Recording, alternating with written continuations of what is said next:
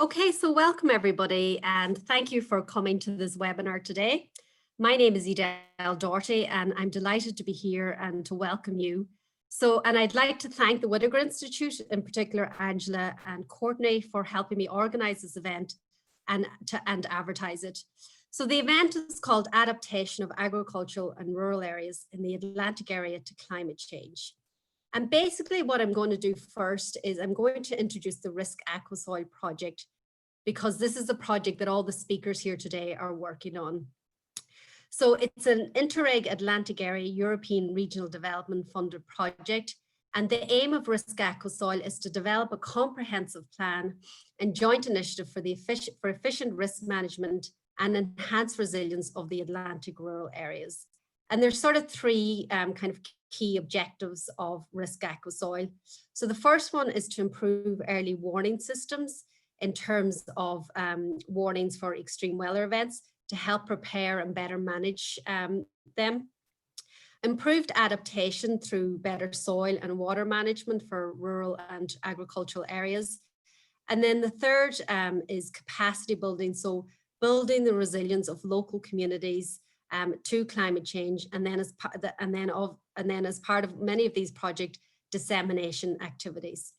So RiskAquaSoil or NUI Galway is a partner in RiskAquaSoil. It has 5 European partners across 5 countries. And as part of our work on RiskAquaSoil, we developed a report called Farmers' Attitudes and Preferences for Climate Change Adaptation, an Irish case study. So what I just want to do for the remainder of my talk is to present some of the findings from this policy report. So the policy report has 5 sort of key objectives. The first one was to undertake a literature review of the international literature on attitudes of farmers in developed countries towards climate change and the factors that affect their adaptation and mitigation decisions. And for this, what we did was we reviewed about 20 studies from Europe, both North and South, from the United States, and from Australia and New Zealand. Also, as part of RiskAquaSoil, NUI Galway, we developed a survey that we conducted with 270 farmers in Ireland in 2019. And the survey was really around trying to understand farmers' attitudes and preferences for managing extreme weather events. So in the survey, we ascertained farmers' concerns and perception of extreme weather events. And also, because RiskAquaSoil is a lot to do with kind of soil and water management, we were interested to understand farmers' willingness to engage in either individual or collective action scheme to help reduce downstream flooding to local communities. And then the third key objective of the survey that we did is that we were interested to understand farmers' preferences for insurance that would protect their farm financially against losses posed by extreme weather events. And the interest in insurance is really because within the climate change economics literature and also among policymakers, there's a big discussion about the role of insurance in helping farmers manage financial losses associated with extreme weather events. And then the final objective of our report was to understand from the farmer's perspective what they perceive to be as the main barriers and enablers to climate change adaptation. And basically what we did is we conducted qualitative interviews with a small number of farmers to help us understand these for objective 5. So what I really want to do in this presentation then is just to kind of give you an overview, a very brief overview of some of the findings related to these objectives. So in terms then of some of the key findings from the literature review on farmers' attitudes, we did find that of about the 20 studies that we reviewed is that most farmers in developed countries agree that climate change is occurring, although there's huge differences between countries.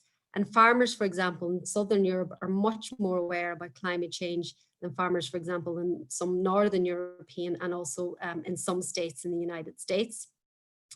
Also, it seems to be that many farmers believe that climate change is a result of wholly natural process or a combination of both natural and human factors rather than being mainly human driven. And some of the studies asked farmers whether they perceive whether climate change would negatively impact their farms. And the majority of farmers didn't believe that climate change would have a big effect to any significant degree. And some of the studies suggest that the drivers of mitigation, so in terms of thinking about farmers and their mitigation activities, are different. So when you think about mitigation, some of the drivers are around kind of concerns about climate change, whereas adaptation behavior, if we want to encourage farmers to undertake adaptation, which is really making your farm more resilient to the effects of climate change, then the drivers of adaptation behavior are really local and specific impacts. So, for example, farmers are more likely to undertake adaptation if they can see the impacts that would, the beneficial impacts that would affect them either locally or in terms of their own farm. In terms then, some studies that we reviewed asked farmers about their preferences for adaptation and mitigation, and it seemed to be that there was a greater support among farmers for undertaking adaptation measures compared to mitigation measures. And a lot of the studies would suggest that just increasing awareness of climate change may not be sufficient to spur farmers to change farming practice. And in fact, one of the really key drivers in terms of adaptation or mitigation behavior is economic or financial benefits. So financial consideration, like any business, are an important driver of adaptation.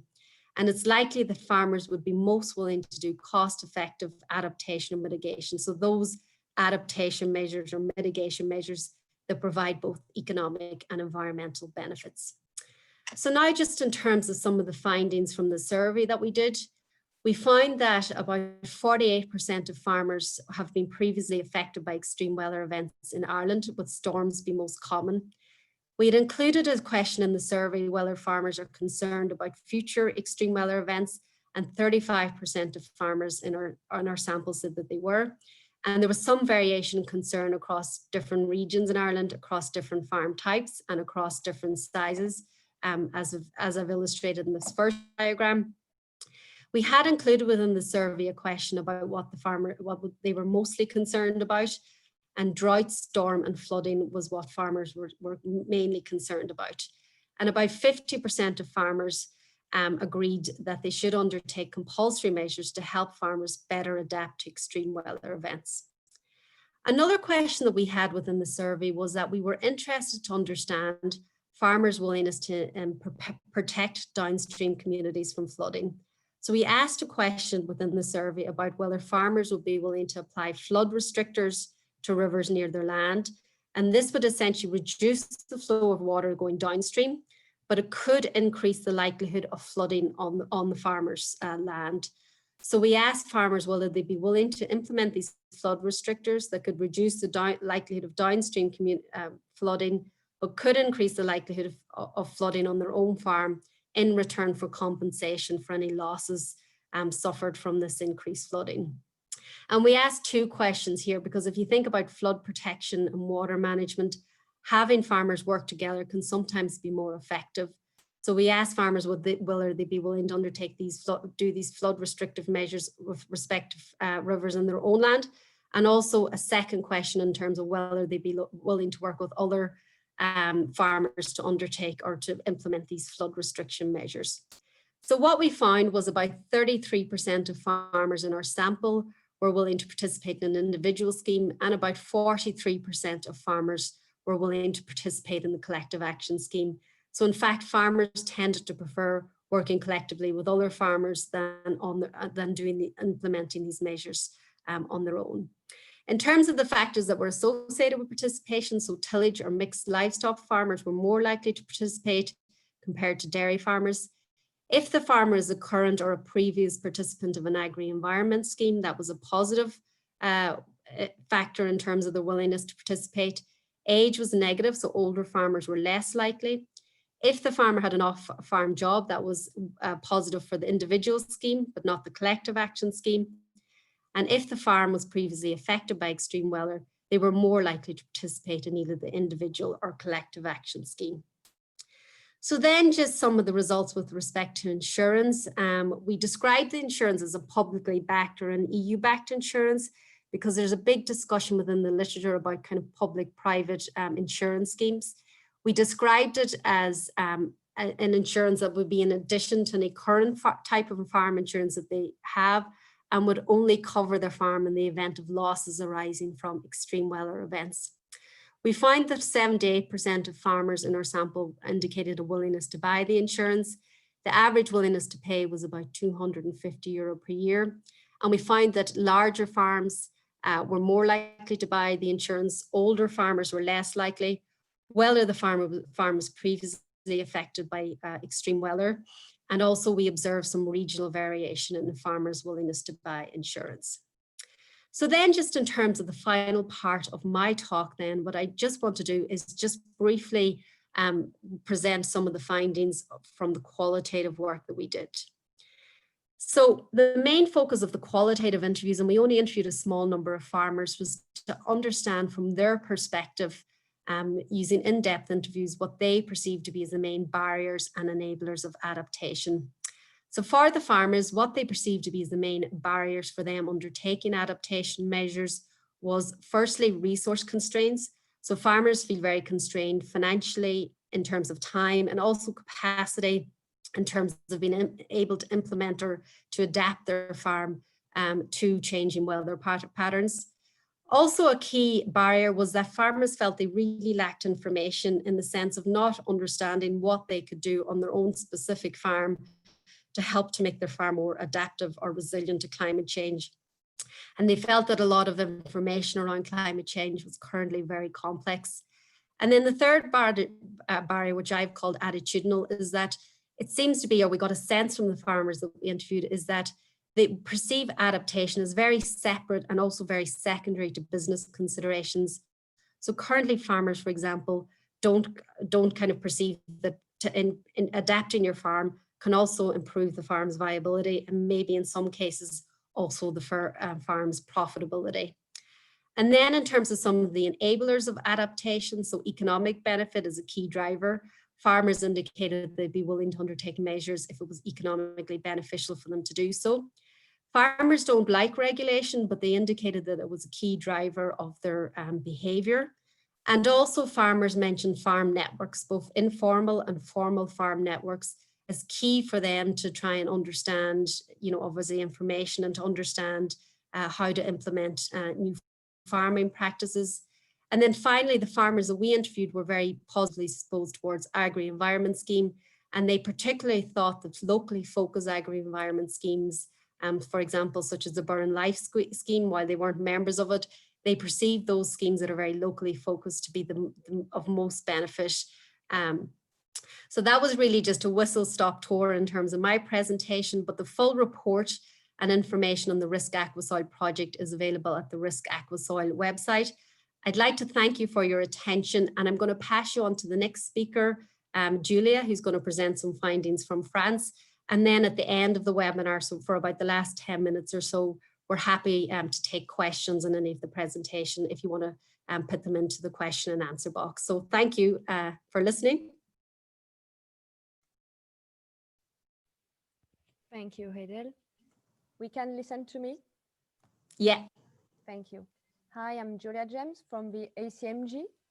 and it's located in France between Toulouse and Bordeaux. I'm going to put my screen up.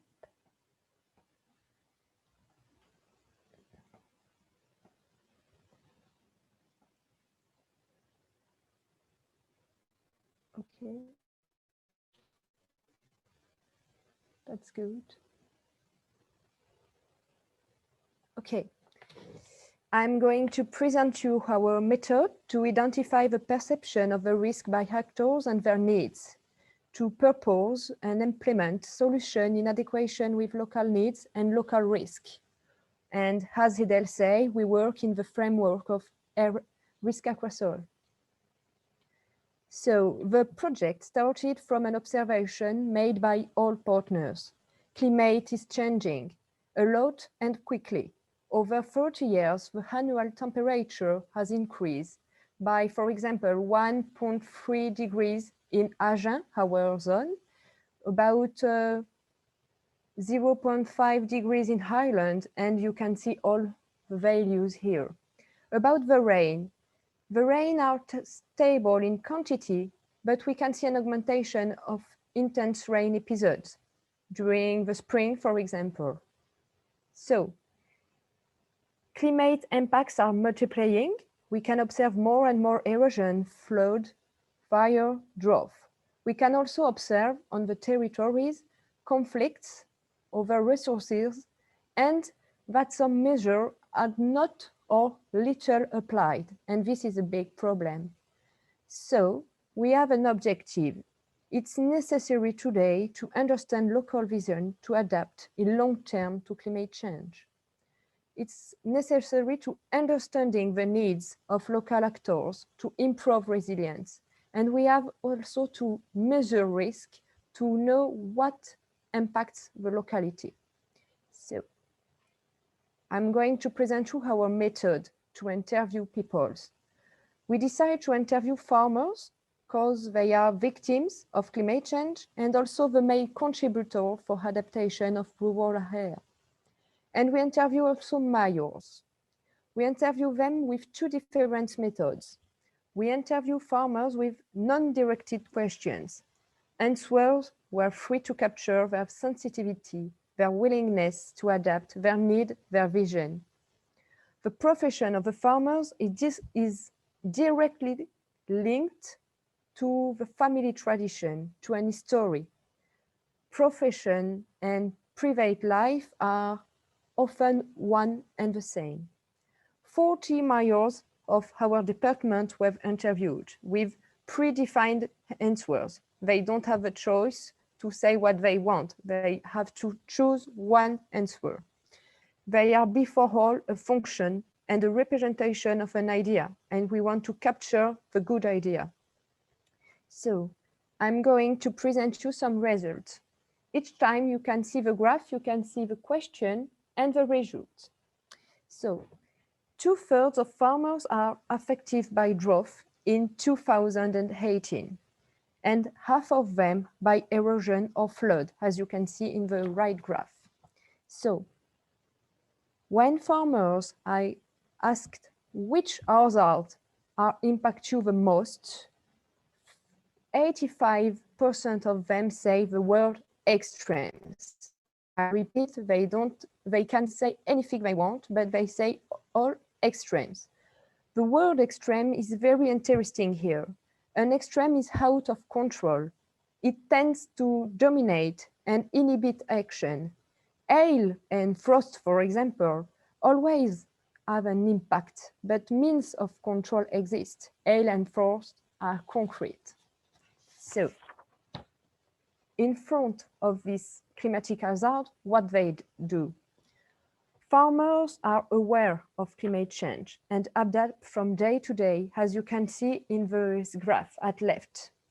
Today, the farmers' adaptation pass by modification of type of crop, for example, by a new organization of work. For example, they employ less people and they work differently during the season. So traditions and economy are changed, and this can be dangerous for a territory. And about the future with climatic hazards. When farmers speak about future, we can see that this mutation of farms continues. To adapt without big mutation, farmers asking for better access to irrigation, as you can see in right, research and development, and fair price. They want security to invest in the risk and to have some, I don't know the word in English, they want to finance the risk taking. So the interviews made it possible to understand the sensitivity of the farmers. Some of them say, the sprayer is as scary as the submachine gun. We are the first to experience climate change. We know it well. And they think they can teach us what erosion is. It is necessary to reconnect with the reality of the ground. Today, the farmers is seen as a source of degradation. They feel attacked. Why? Historically, the farmer has change of scale. He went from a production for a locality, and locally it can be an individual, to a national or even international production. His status has changed. He became, before all, an economic function. And once his local identity was erased, he became a factor of. It can be a factor, an economic factor, but also a factor of degradation. And all the farmers represent agriculture. And we speak not about farmers, but about agriculture in general. So we are going to speak about mayors. Are they the link between the local and the global in terms of climate change to correlate local needs and recommended measures? Thanks to this graph, we can see that a common definition doesn't exist between the 40 mayors. Some say that the climate change in 100 is only natural, and some say that it's only human, and some say it's a little natural and a lot human. We don't know what is climate change. So locally, the climate change is not defined and not illustrated. So climate change is not concrete for mayors. So acting together in face of climate change is impossible without definition. This lack of local definition of climate change is also visible here. We ask to the mayors to distribute a fictional financial envelope. We can see here, I don't know, I can't show you, we can see here that they put more money in mitigation than in adaptation. Why? Because mitigation is in the present. The mayors receive orders from the state, for example, for the global, and they apply this. But adaptation is in future, and it's not concrete for them, and it's different according to territories. We have to know about our territory to say we can do adaptation. So here you can see what the mayor wants to do to adapt. And we can see that they want to put some financial aid and some research and development, but they don't want to support risk-taking, and farmers want this support. Why? Here, we can see that there is not link between the global and the local. This, I tell this, the everyday experience. We have today a necessity for adapting and mitigating the risk by the everyday experience. And the everyday experience is made by the farmer. And mayors doesn't know the reality of the farm. So our objective today is to establish a new culture of risk. At the A.C.M.G, we develop a tool to make the risk visible, to assess the risk and to work to reduce it. We produce maps of crop occupation to quantify erosion risk. We produce these maps with satellite imaging from Sentinel-1, a satellite with a radar. Our goal is to see where are the bare soils, as you can see in the map at right, because the bare soils are the main source of erosion.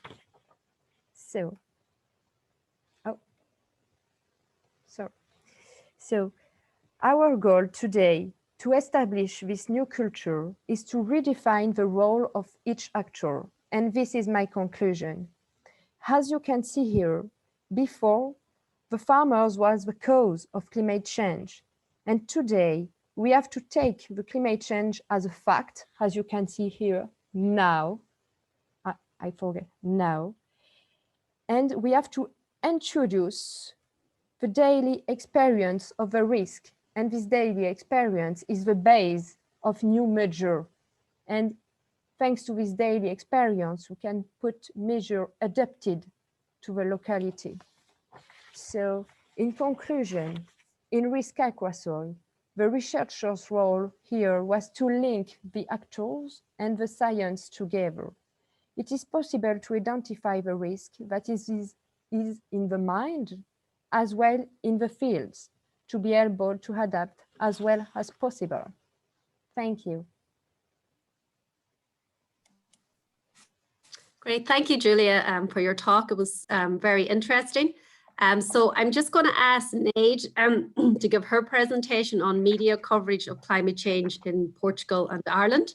And then we can take some questions, obviously, towards the end. So if anybody's any questions, they can pop them in the Q&A or the chat, and we can pick them up at the end. So thank you, Julia, and Thanks, Edel. I'm going to share here my screen. Hope you can see it. You can see it, right? Yeah. Okay, just let me. Well, first of all, let me share with you that I'm really enthusiastic to be with you again, my colleagues from RiskAquaSoil, presenting some of our results we have obtained throughout this project. And a special thanks to Edel that have organized this webinar, which is crucial for us to share our outputs we have obtained with the public. From my part, I'm going to present the research we have developed in the Center for Social Studies at the University of Coimbra, Portugal, on the media studies and the media communication of climate change. For this specific webinar, I'm going to talk about the media communication of climate change in Ireland and Portugal. Not only research, but also important newspapers, worldwide newspapers are acknowledging that at the moment, media has been failing on communicating climate change. But why the media is so important at this field? Because media is the primary source of information of civil society. And at the moment, with a climate emergency formally declared last year by not only science, not only within the science sphere, but also in policy-making sphere, the civil society is called to adapt new resilient and sustainable practice. This is to take some climate action in order not only to mitigate, but adapt to climate change. However, to change behaviors and to change for new sustainable practices, citizens, the common citizens need to be aware and informed about climate change in order to actively engage with the problem. And as I said initially, media is the primary source of information for the lay audiences. So this is the reason why research and important newspapers are recognizing that indeed media is failing to talk about climate change and conveying this information to the civil society. Therefore, we decided to conduct a study aiming at analyze the media coverage of climate change that is published in Ireland and Portugal. And for that, we have analyzed more than 600 news articles, and we have conducted a quantitative content analysis of the collected data.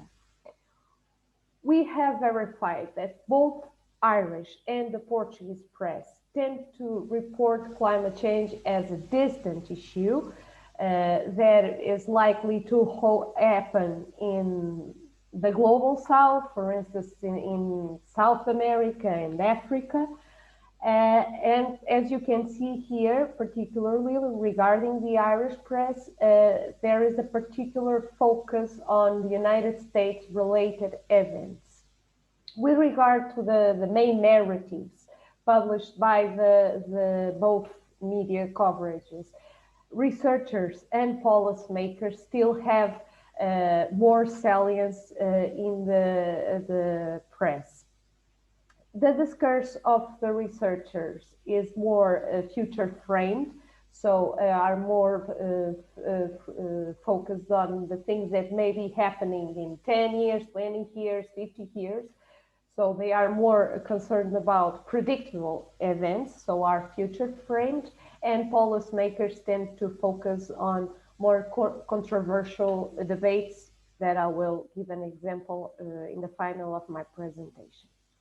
So with this, you may see that the civil society, local communities, the common citizens are rarely seen in both the Irish and Portuguese news articles, as it was unexpected. Something that Ireland and Portugal have in common is that both countries are particularly prone to coastal threats.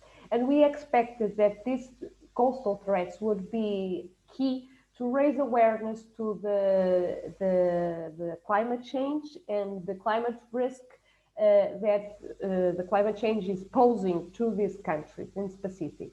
However, we found out that both countries tend to not give salience to coastal threats. So what could be a good window of opportunity to raise awareness to the lay audiences to the problem of climate change? The media is not using it, indeed.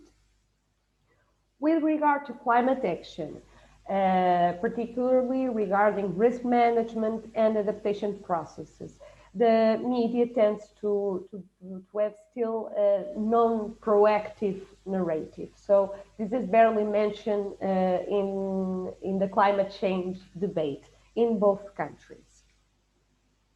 So we found out that there is a form of reporting climate change as an environmental hyperopia. This is that climate change is framed in the distance as a distance issue, both geographically and at a temporal level. This means that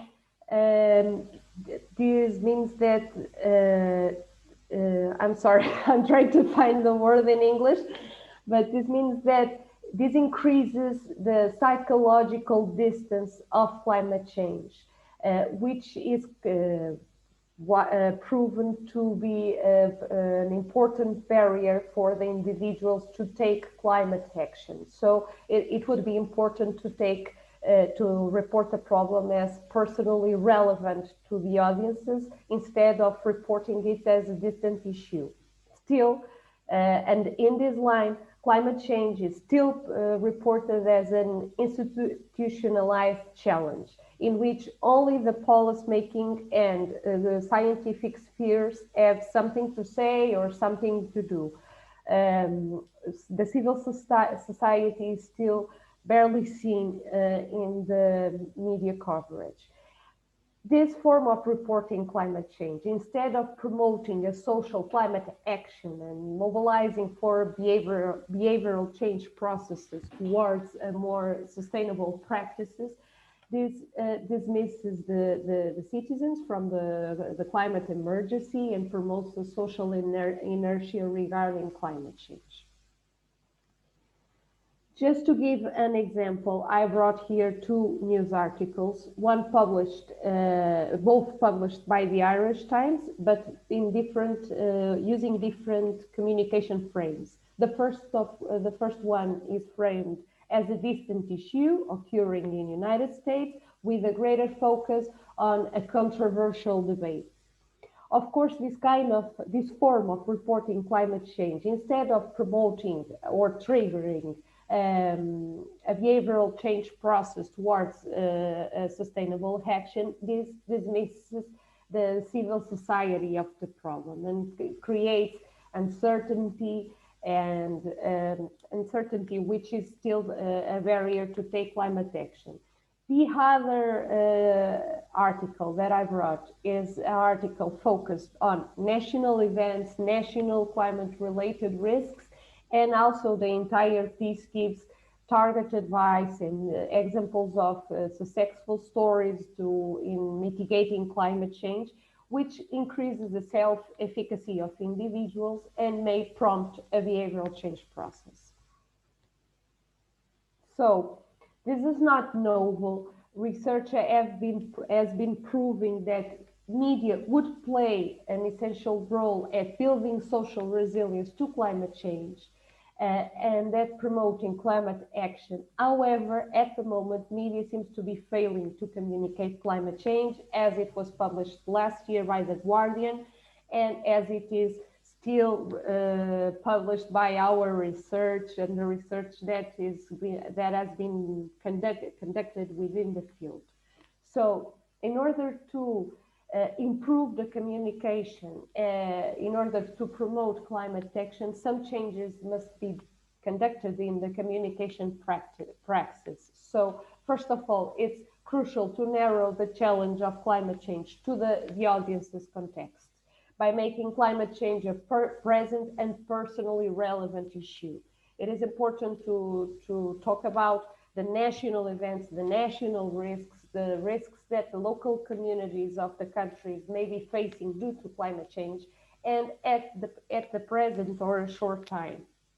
Still, it is important to give more salience to solution-focused messages in which examples of actions may be conveyed to the public in order to increase their self-efficacy, which is also an important predictor of climate action or behavioral change processes.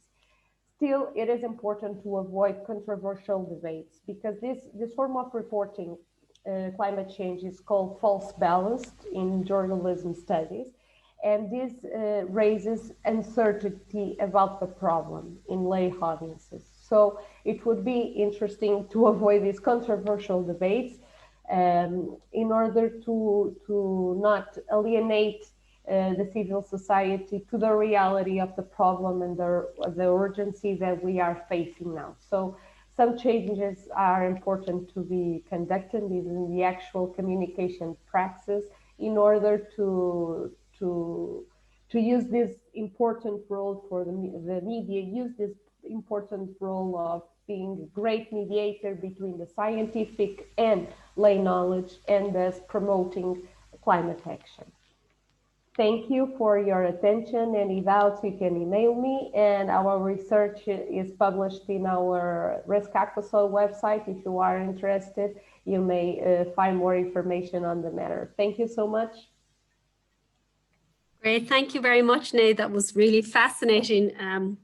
And it seemed to be a lot of the same story I think we're all telling in terms of importance to highlight the local measures that can be undertaken. So just then, I'm delighted to introduce our final speaker, which is Lawrence Caldrick, who will speak about soils and partnership, and then we're happy to take some questions towards the end. So thanks, everybody. Hi there. Can you hear me? Is that all fine? Yeah. Yeah. Thank you. Yeah. Lovely. So yes, it's great to be invited to this conference and summarise some of the work we've been doing within the RiskAquaSoil partnership. And really, I'm presenting on the soils in partnership approach we've been looking at in the southwest. So I'm Lawrence Caldrick. I'm the director of the West Country Rivers Trust. We're an environmental charity based down in the southwest of the UK. Similar to Ireland, we have a lot of pressures that reduce soil health that are out there, whether it's overgrazing, whether it's inappropriate selection of fields for feedstock, whether it's direct access by cattle to the rivers, inappropriate cropping. All of these things impact on the health of our soils, and those then impact upon the ecosystems that we all rely on. Whether that be the upland environments in the moorlands, whether that be the rivers themselves, our towns and villages, or the estuaries at the bottom. And these impacts can be things like algal blooms due to the amount of nutrients that are contained in soil runoff. They can be fish kills where we have large amounts of pollutant that come in at the same time, which reduce down the oxygen loading. We have flooding issues across the region, and all that sediment ends up within the harbours and our rivers and end up being dredged up for navigational purposes.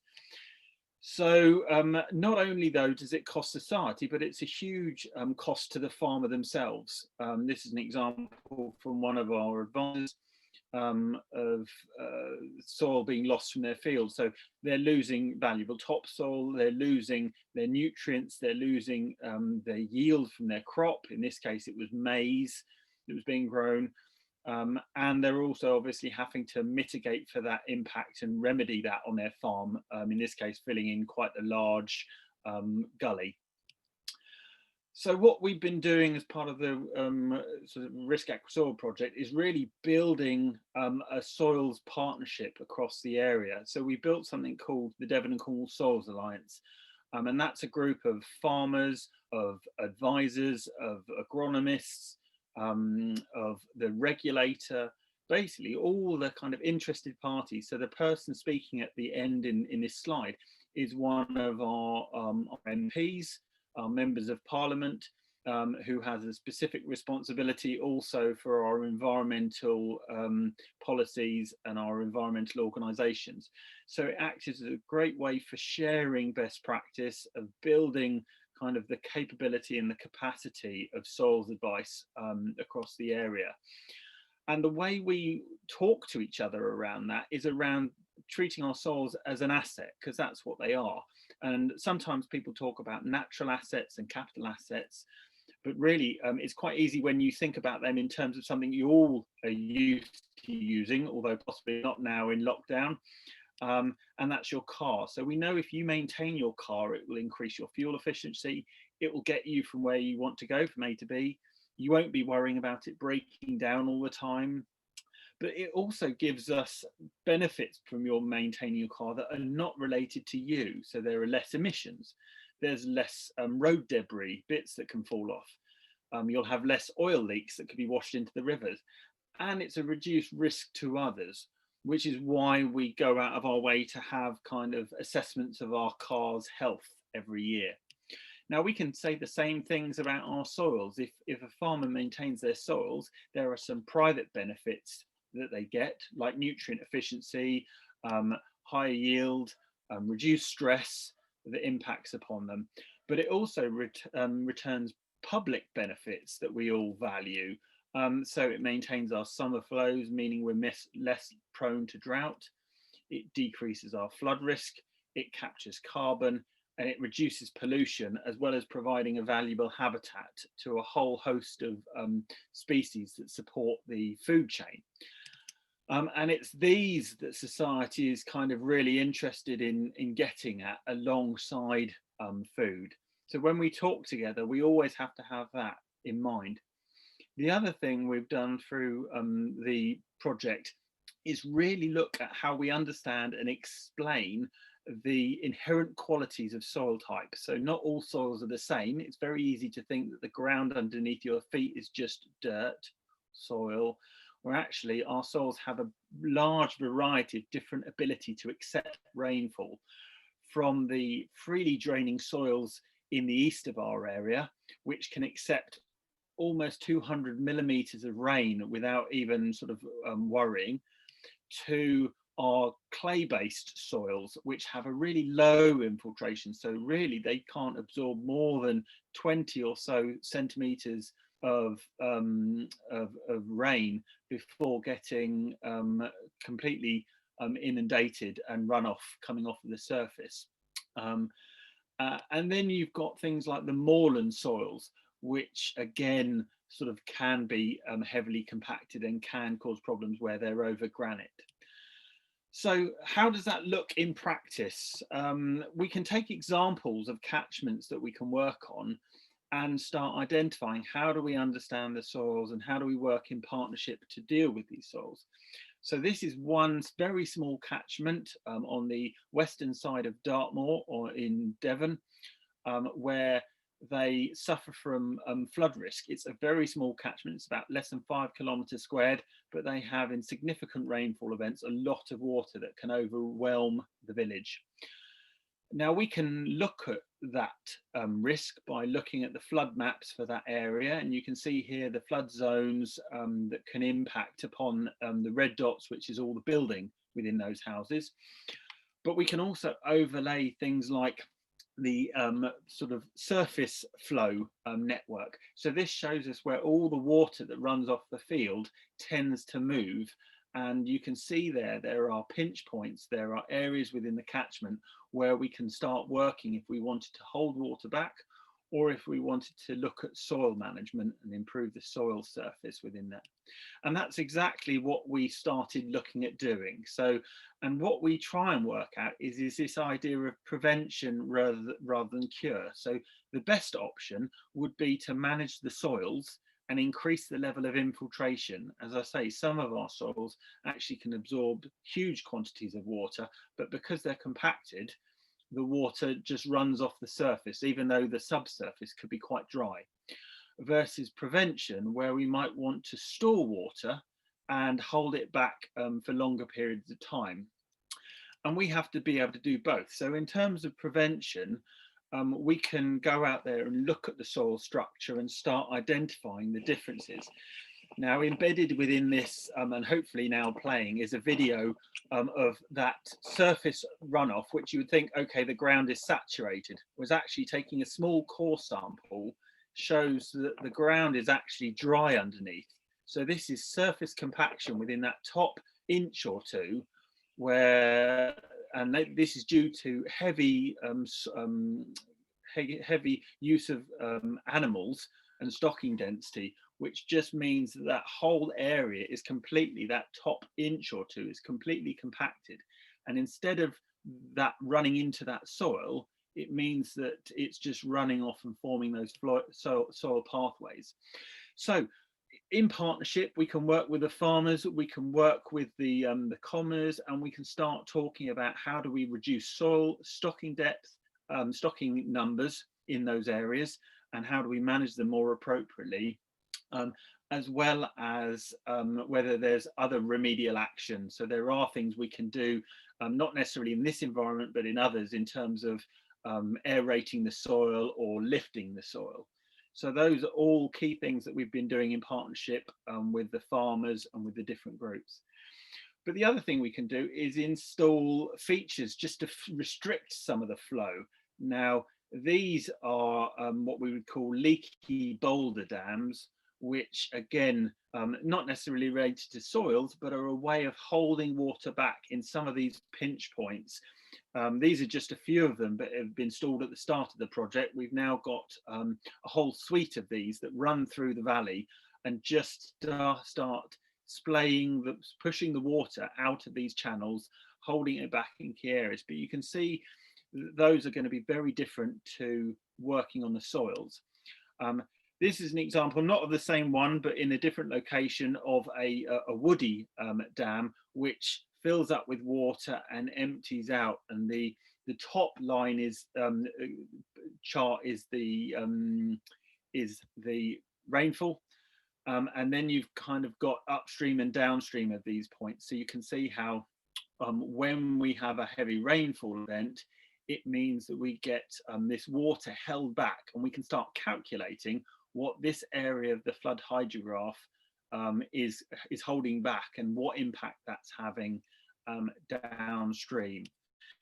So really, kind of it's summarizing some of the things we do working with farmers, working with landowners, is really sort of, it's fundamental to work in partnership, not only with the farmers, but all the people that the farmers work with.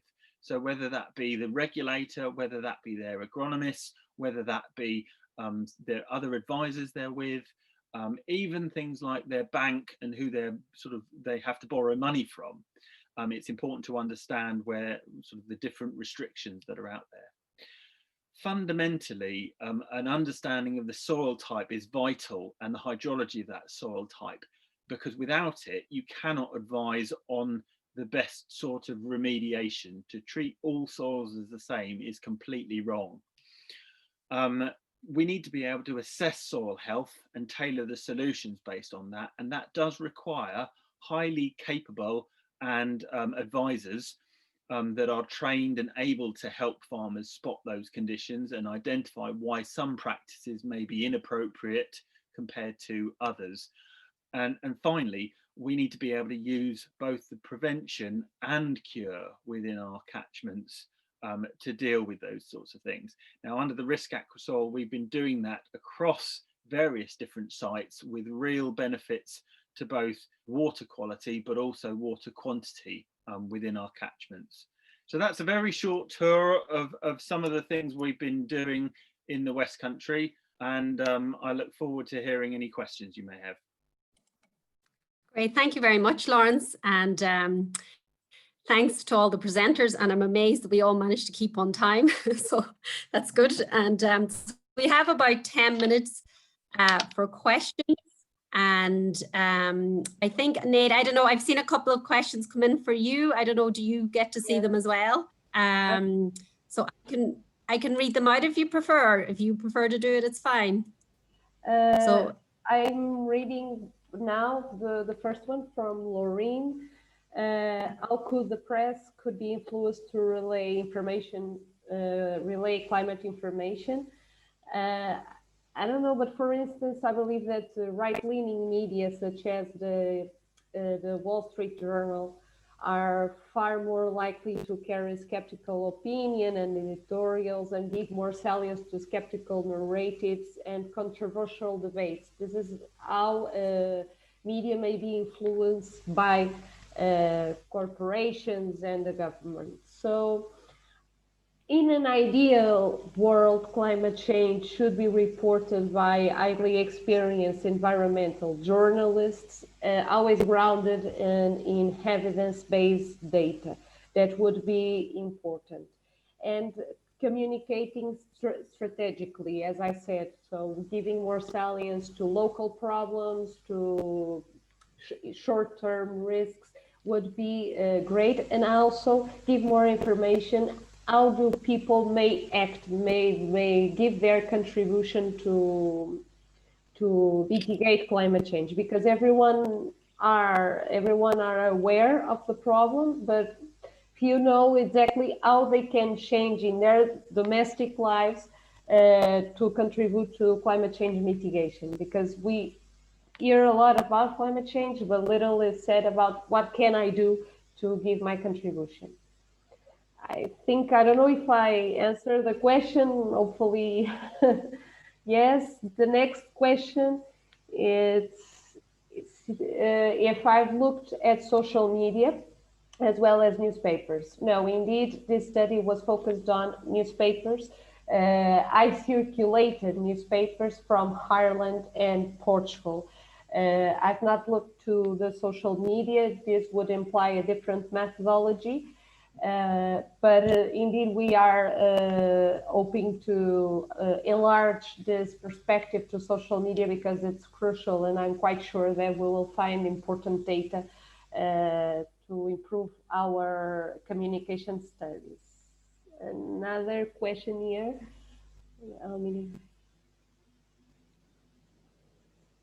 Okay, from Danielle. Indeed, in this specific study, I could not find that because it was not a I did not choose a longitudinal approach. So I could not ascertain if there were changes over the time. However, I have to say that indeed, there is research on the matter has been proving that when there are extreme weather events or drought or things like that, that climate change is more reported.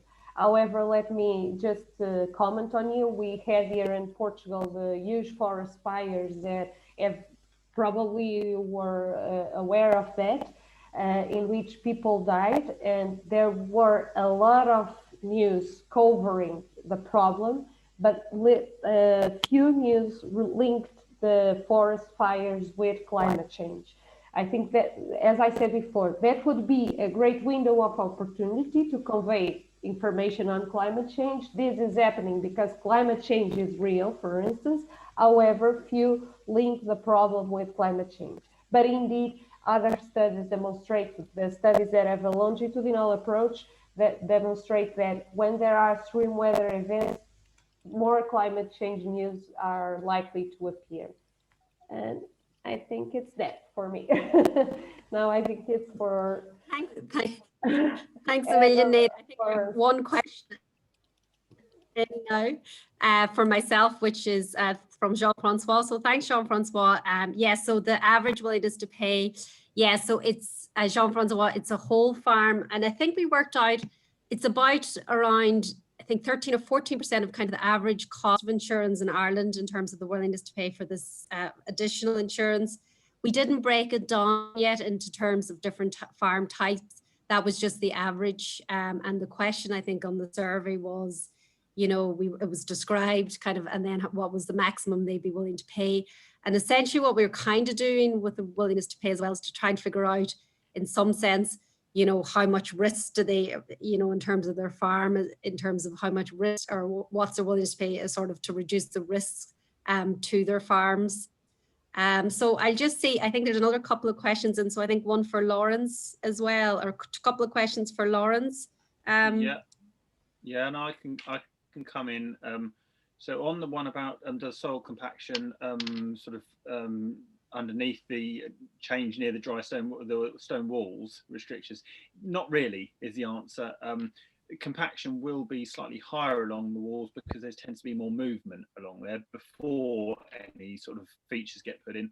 When we do put in features, what we tend to find, the way they're designed, sort of, you could end up compacting the water through the weight of the water itself being held up upstream of them.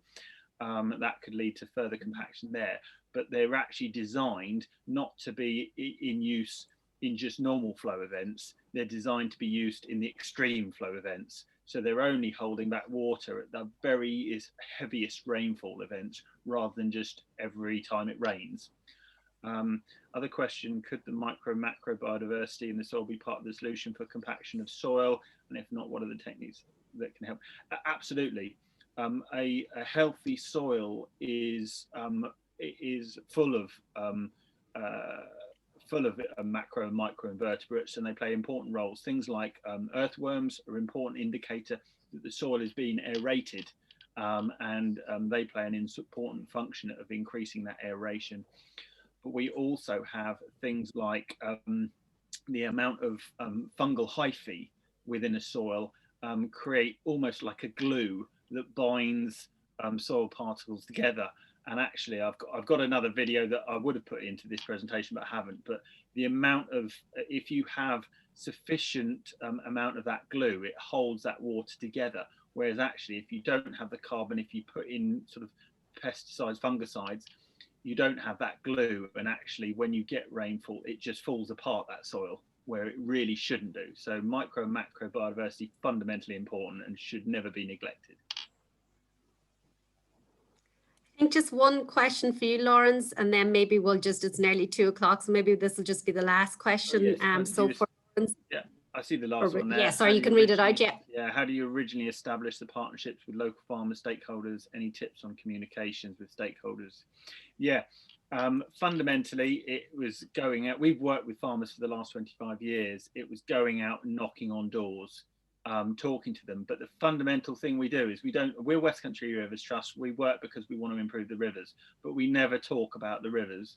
We just say, when we meet a farmer, it's how are you? How are you doing? What's happening with your business? And we talk about their business. No farmer wants to go out of their way to degrade their soils. They do it because of the whole setup around creating food, cheap food, timeliness, all of these things. Now, what we can do is help them identify kind of where there are problems, help them identify where there are grants and solutions and advice. So you end up earning their trust and bring them in. And actually, that's what we base all of our partnerships on, is trust between farmers, between regulators, between sort of advisors, and so on and so forth. Great, Lawrence. It was just one last question for you. I'm sorry. I see a lot of land drainage. Yeah, perfect. So a lot of land drainage in areas that were traditionally wetlands. Yeah, I mean, historically, I mean, Ireland and the UK have had traditions of draining down a lot of our wetlands, a lot of our both moorlands, peatlands within there, but also just land reclaim it after the war so we could grow more food. Ultimately, those land masses shouldn't be farmed. They really shouldn't. They that wasn't kind of, they don't lend themselves to be farming, and climate change is exacerbating how hard it is to farm them.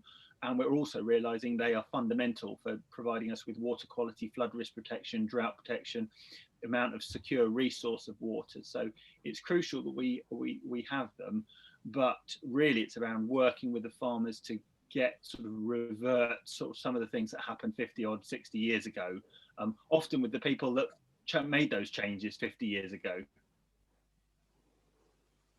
Great. Thank you so much, everybody. And I did have a question in terms of whether the recordings are made available. I'm sure we can make them available. I'll just talk to Angela and Courtney about that. So I'd like just to thank everybody for attending. I'd really like to thank our speakers. And I'd really like, finally, the Whitaker Institute, which hosts RiskAquaSoil, and Angela and Courtney in particular for all their wonderful organizing. So thank you very much and goodbye. And thanks, everybody. Bye. Thanks a lot. Thank